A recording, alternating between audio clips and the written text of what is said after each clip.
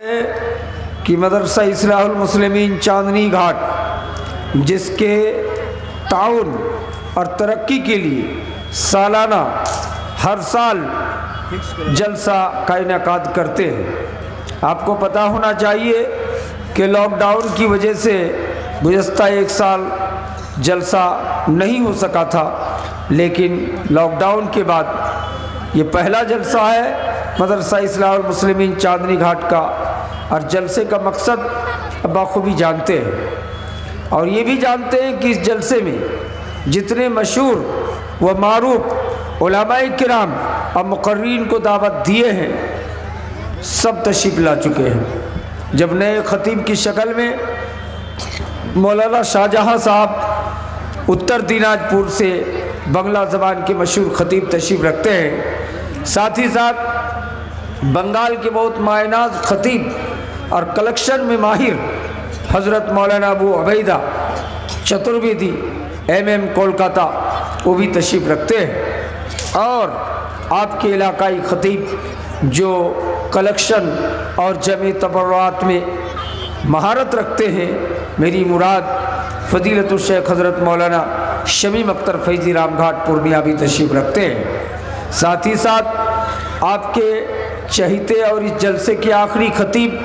ماہر چترویدی حضرت مولانا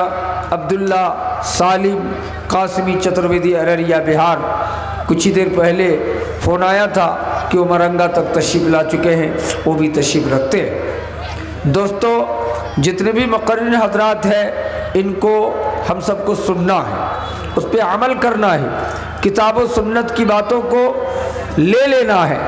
ساتھ یہ مدرسہ اصلاح المسلمین جو ایک عظیم ادارہ ہے، اس ادارے کو آپ کو تعاون کرنا ہے۔ آپ کو سوچنا ہوگا کہ مدارس اسلامیہ جتنے بھی ہیں پورے ہندوستان کے اندر، خصوصاً یہ نظامیہ مدرسہ اسلام کا وہ مخزن اور وہ گہوارہ ہے کہ اگر یہ مدارس اسلامیہ خصوصاً نظامیہ مدرسہ ہندوستان پہ موجود نہیں ہوتا تو آج ہندوستان کے مسلمانوں کے پاس جو بھی ایمان بچا ہے یہ بھی ایمان نہیں ہوتا، بلکہ امام الہند حضرت مولانا ابوالکلام آزاد رحمۃ اللہ علیہ جو بھارت سرکار کے پہلا شکشا منتری بھی تھے اور درجنوں کتابوں کے مصنف تھے، جماعت کے ایک بہت بڑے عالم دین تھے، حضرت مولانا ابوالکلام آزاد رحمۃ اللہ علیہ نے لکھا ہے کہ اگر یہ نظامیہ مدرسے میں پڑھانے والا یہ مدرسہ نہیں ہوتا یا علماء نہ ہوتا تو ہندوستان کے بہت سارے مسلمانوں کے گھر میں تورات و انجیل وید و قرآن گھر کر گئی ہوتی، لیکن یہ سب نظامیہ مدرسہ اس بوریوں میں پڑھانے والے مولوی ان علماء کرام کا دین ہے کہ جو بھی اسلام اپنی ٹمٹماتی ہوئی شکل میں موجود ہے، جو بھی ایمان ہمارے پاس آج موجود ہے، ان مدارس اسلامیہ کا دین ہے۔ دوستو، ہم سب کو پتہ ہے کہ جو بھی سرکاری اسکول ہے یا کالجز ہے یا سرکاری مدرسے ہیں، کتنے بھی ہو تم تراک سے بولے کہ ہم بہت ٹھوس تعلیم دے رہے ہیں، لیکن آپ جانتے ہیں کہ تعلیم سرکاری اداروں میں باقاعدہ پختہ تعلیم کا تصور کرنا ممکن نہیں ہے۔ اس کی وجہ ہے کہ کچھ سرکاری نزاکت ہے، سرکاری قانون کا سسٹم ہے، سرکاری قانون کا ڈیوٹیاں ہیں جس سے ادارے کی تعلیم کو برباد کر دیا جاتا ہے، لیکن اسلام کی تعلیم باقی رکھنے کے لیے پورے بھارت کے 4 لاکھ سے زیادہ بڑے بڑے مدرسے، چھوٹے بڑے مدرسے موجود ہیں۔ ان مدارس کے ذریعے سے اسلام، قرآن، کتاب و سنت کی دعوت اور کتاب و سنت کو عام کرنے میں خاصا مدد ملی ہے۔ اس لیے آپ کو سمجھنا ہوگا کہ مدارس اسلامیہ یہ ہمارا وہ قلعہ ہے کہ اگر ان مدارس اسلامیہ کو ہم چندہ نہ دیں، ان مدارس اسلامیہ کو ہم بند کر دیں، اگر اس کو ہم ڈیمیج کر دیں تو ہم سمجھ لیں کہ ہم نے قرآن کو،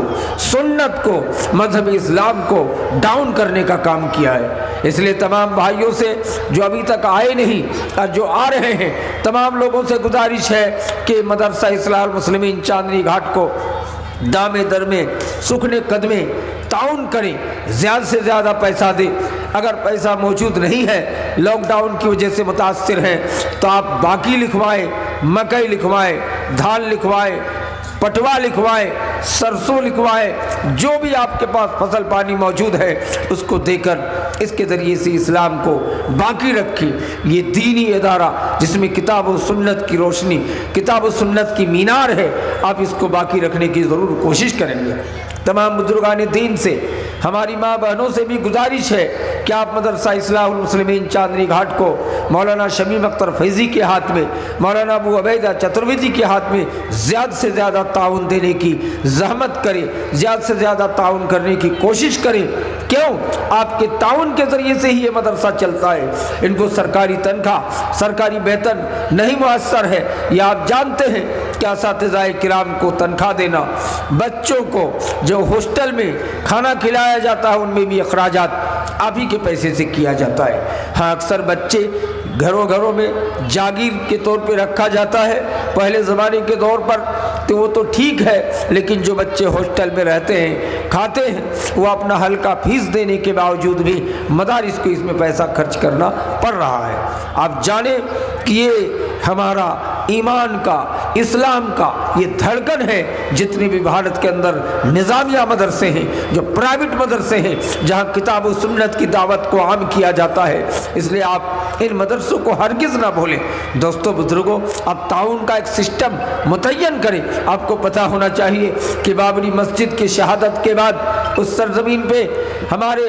دیش کے ہندو بھائیوں نے جب رام مندر کی تعمیر شروع کی تو بتایا جاتا ہے کہ اس کی ایک مندر کا پیلر پورا سونے اور چاندی کا بنایا جا رہا ہے۔ اتنا تعاون کا سسٹم ہے۔ اب دور نہ جائیں، ہمارے کٹیہار ضلع میں شہر کا معائنہ کیجیے، مشاہدہ کیجیے، آپ اس کو تفتیش کیجیے، جانچ کیجیے کہ کوئی دکاندار خالی نہیں ہے کٹیہار شہر میں جو وشو ہندو پریشد اور RSS کے ایجنٹ ہو۔ وہ 1 لاکھ 2 لاکھ کر کے نقد چندہ دے کر کے جمع کیا ہے، اور ایک کافی رقم اپنی تہذیب کو مضبوط کرنے کے لیے، جبکہ ان کی سرکار ہے، ان کی گورنمنٹ ہے، سب کچھ ہونے کے باوجود انہوں نے بھاری تعاون پیش کر کے اپنی طاقت کو مضبوط کرنے کا کام کیا ہے۔ میرے دوستو بزرگوں، لیکن ہم مسلمان ایک تو ان کے مقابلے میں غریب ہیں، ساتھ ساتھ ہمارا حال یہ ہے کہ ہم مدارس اسلامیہ کو مسجد کی تعمیر و ترقی میں تعاون دینے میں کوتاہ نظر آتے ہیں۔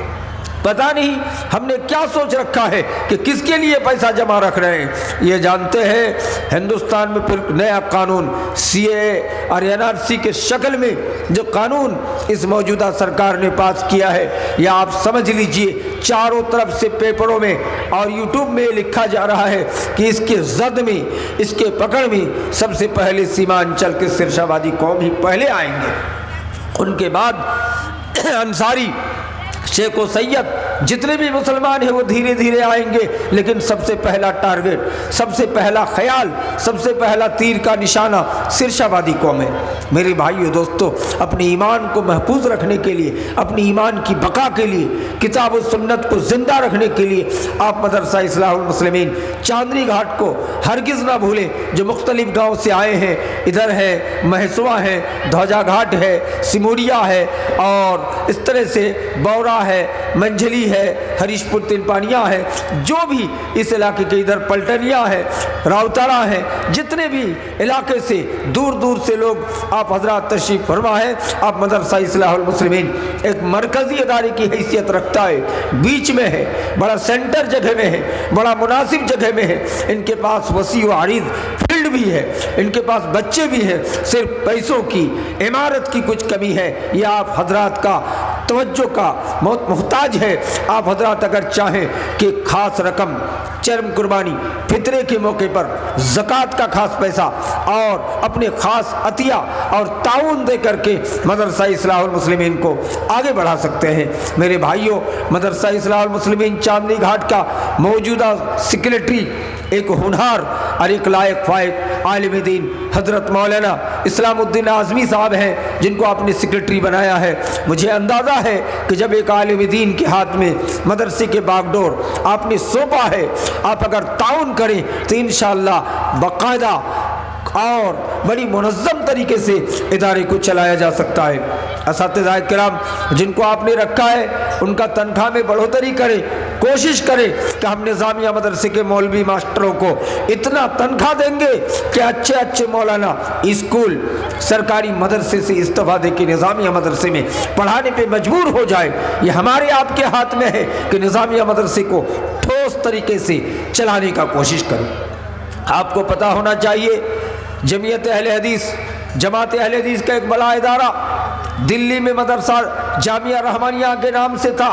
जिसके फारिगीन सब बड़े बड़े उलमा हुआ करते थे। आपने सुना होगा बंगला भाषी में हज़रत मौलाना मुस्लिम रहमानी रहमतुल्लाह अलैह, मौलाना अब्दुल वहाब रहमानी रहमतुल्लाह अलैह, मौलाना अब्दुल सत्तार रहमानी रहमतुल्लाह अलैह, यानी रहमानिया के जो फारिग होते थे। इसी तरह पश्चिम चले जाइए, हज़रत मौलाना अब्दुल रऊफ झंडा नगरी रहमतुल्लाह अलैह, वो भी रहमानी थे। शेख अब्दुल हमीद रहमानी रहमतुल्लाह अलैह, ये भी रहमानी थे। अल्लामा उबैदुल्लाह मुबारक पूरी रहमानी, ये जो मिरातुल मफाती के मुसन्निफ हैं, ये सब के सब रहमानिया मदरसे के फारिग थे।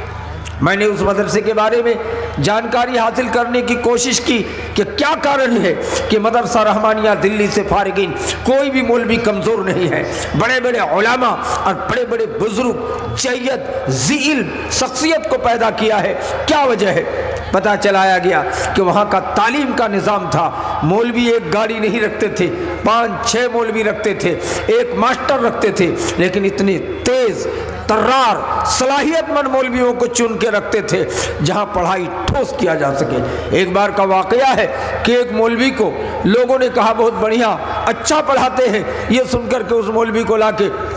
दिल्ली रहमानिया में पढ़ाने के लिए उनको रख लिया गया। रख लेने के बाद वहाँ बड़े तेज़ तर्रार तलबा थे, तालिब इल्म को भी चुन के रखते थे। 100 से ज़्यादा बच्चे नहीं रखते थे, लेकिन 100 के 100 बड़े आलिम पढ़ के निकलते। इसका कोशिश और पैहम कोशिश की जाती मेरे भाई।